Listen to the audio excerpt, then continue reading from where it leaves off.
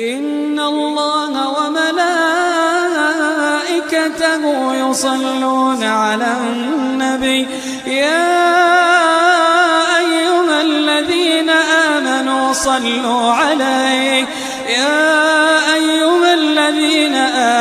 صلوا عليه وسلموا تسليما. Next question from the lady side. Good evening, everybody. My name is Amuta. I am working in Indian Embassy. So I have a lot of questions, but for time being, I am saying little bit questions. So in Islam, why there is no caste system? Yes, sister. Okay, my second question. Sister, ask the first question. After I reply, then you can ask the second question. Okay, fine. Give me the answer. Sister asked the question, why in Islam there's no caste system? Because in Islam we believe that all the human beings are equal, unlike in Hinduism. Quran says in Surah Hujurat, chapter 49, verse number 13, Ya ayyuhan nasu inna khalaqnakum min zakarin wa unsa wa ja'alnakum shu'uban wa qaba'ila lita'arafu inna akramakum indallahi atqakum inna Allaha alimun khabir. O humankind, we have created you from a single pair of male and female and have divided you into nations and tribes so that you shall recognize each other, not you shall despise each other. And the most honored in the sight of Allah subhanahu wa ta'ala is the person who has taqwa. The criteria for judgment in the sight of Almighty God for a human being to be superior to the other human being, it's not sex, it's not caste, it's not color, it's not wealth, it's not age, but it is taqwa, it is God consciousness, it is piety, it is righteousness. The only way one human being can be superior to the other human being, it's not by wealth, it's not by age, it's not by sex, but it is by piety, it is by God consciousness, it's by righteousness. Unlike Hinduism, when we read the Vedas, it's mentioned that Almighty God, He created the Brahmin class, the learned class from the head. That's the first caste. Then He created the warrior class, the Kshatriyas, from the chest.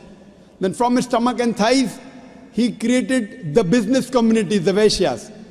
And from the feet, He created the Shudras, that's the untouchables, that's the lower caste. So this is what is mentioned in the Vedas. In Islam, we believe that all the human beings are equal. We don't believe that one human being is superior to the other human being because of birth, because of profession, because of wealth, because of color, because of caste. So Islam is a universal religion. Unlike in the Vedas, what they say that you have to stick to your profession. Because it was mainly controlled by the Brahmins, which is again small percentage, minute percentage. And they say that if you're born as a Shudra, you remain a Shudra, you serve the Brahmin, next life maybe you may become a better person. No, this is all ideology. So that, they want to keep the low person will remain low, and the rich and the top people remain top. In Islam, we believe in equality. And Islam is a religion for all the human beings. That is the reason Islam is against caste system. Hope that answers the question, sister. Okay, sir, I have one more doubt. So why you are saying the Muslim is Sayyid Muslim or Sunni Muslim or Shia? So what is that? Sister said that why am I saying Sayyid Muslim and Shia Muslim Sunni? I never said Sayyid Muslim, Shia. Muslim is the one who submits his will to Almighty God. In Islam, there is no sect. Allah says in the Quran in Surah Al-Imran chapter 3 verse number 103, وَاتَصِمُوا بِحَبْلِ اللَّهِ جَمِيعًا وَلَا تَفَرَّقُوا. Hold to the rope of Allah strongly and be not divided. There is no Sayyid Muslim and Sunni or this. Yes, the family. Fine, you may belong to a family. You may belong to a Sheikh family. You may belong to Sayyid family. To know your roots. That does not mean a person is superior. A Khan is superior to a Sheikh or a Sayyid. No. It is belonging to your roots. Like how you may come from some family so that you have come from particular land or particular area. If you have come from Konkan region. So this is family background. It doesn't mean one person is superior to the other. The only way one human being can be superior to the other human being is by piety, is by righteousness, is by God consciousness. Hope that answers the question, sister. Okay, second question. Why in Islam in marriages no horoscope is seen? Sister asked the question that why in Islam during marriages no horoscope is seen. Because, sister, we don't believe in horoscope. Why there is no date of birth? Based on the date of birth, you are not seeing any horoscope? Yes, sister, I'll come to it. I will tell you what Hinduism says, because I studied Hinduism. In Hinduism, they believe in horoscope. Kundali. No, Kundali. Yeah, I know. It's called Kundali. Yes, you know, sister. When Kundali, you tell your date of birth, then they say that this sun was there, and this Shagun, and this Grahan came. This is a science. But this science is not established science. It's a hypothesis. It says that if you are born on this date, then this Grahan comes, and this planet goes there, and this. It is a science, but it's not an established science. It's not hard science, like what we read in our college, biology, physiology, embryology. It is what they believe, it's an assumption. And then they talk about future. Everything what they mention in the Kundali does not come out to be true. We in Islam are against fortune telling. Quran says in Surah Ma'idah, chapter number 5, verse number 90, Ya alladhina amanu, innamal khamru wal maisuru. Oh, you believe, most certainly intoxicant and gambling, wal anzabu wal aslamu, dedication of stones, divination of arrows, rishthum min amali shaitan. These are Satan's handiwork. Fashtanibu lalakum tuflihun. Abstain from this handiwork that you may prosper. Quran says this fortune telling, divination of arrows, they are Satan's handiwork. Abstain from it that you may prosper. So in Islam, we do not believe in this. Many a time, you go in a machine, you put your date of birth, then it comes out there. Something good is going to happen to you in the next 1 week. Even if 100 bad things happen, one good thing will surely happen.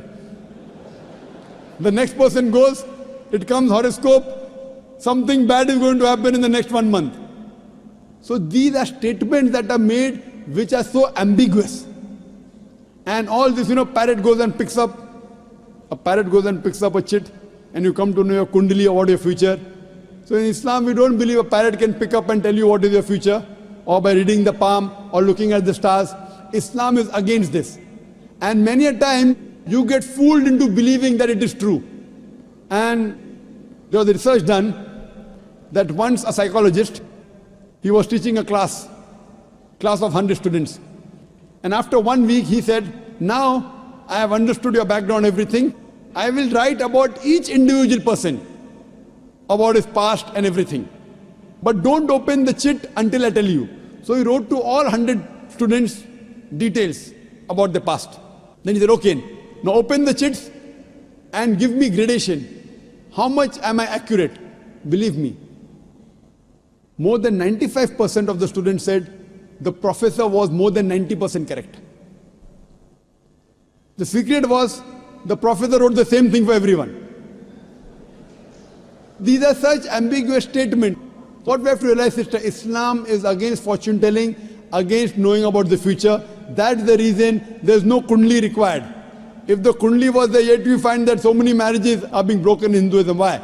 What we believe that we have to choose our life partner. And our beloved Prophet Muhammad Sallallahu Alaihi Wasallam said, it's mentioned in Sahih Hadith, that whenever you choose your life partner, you look for 4 things. Beauty, wealth, nobility, and virtue. The best is virtue. The best to choose from a life partner is a virtuous life partner, not Kundali. Whether born in October, September doesn't make a difference. The virtue should match. That's the reason a woman in Islam, sister, is called as a muhsana. Muhsana in Arabic means a fortress against the devil.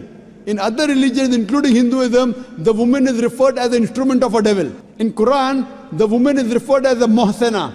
In Arabic, it means a fortress against the devil. So if you marry a virtuous woman, inshallah, she will prevent the husband from going in the wrong track. Hope that answers the question, sister. Okay, thank you.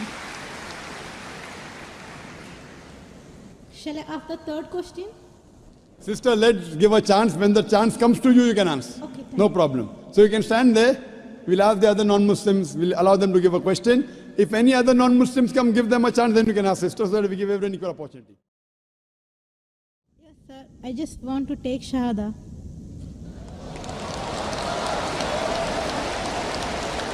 MashaAllah. The sister who asked the question earlier, and I believe you're a Hindu sister?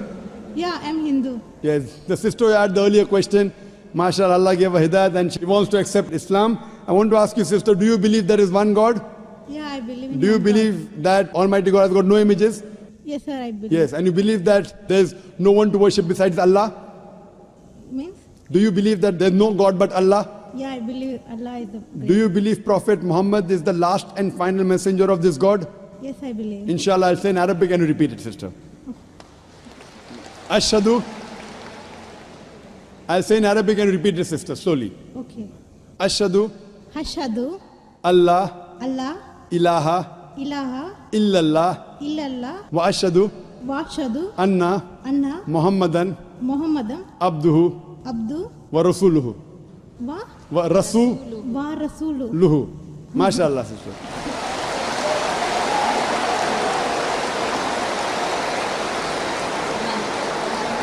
Sister, I'll just say the translation. I'll just mention the translation, sister. You just repeated the translation, which will be much more easier. I bear witness. I bear witness I bear witness that that there is no God there is no God but Allah, but Allah and Prophet Muhammad and Prophet Muhammad is is the messenger the messenger and servant of Almighty God. and Servant of Almighty God. servant of Almighty God. MashaAllah, sister. You are a Muslim. May Allah Subhanahu reward you. And may Allah grant you Jannah. And sister, as I mentioned earlier, if you have any question, any queries, please don't feel shy. You can contact the local organizations here. If you have any questions, you can even send an email to our organization, islam@irf.net. We have a ladies wing which takes care of any questions, any queries, any problems you have. And sister, see to it that as you keep on learning whatever about Islam, slowly and steadily. Main thing is Iman, believing. The practice keeps on coming slowly and steadily.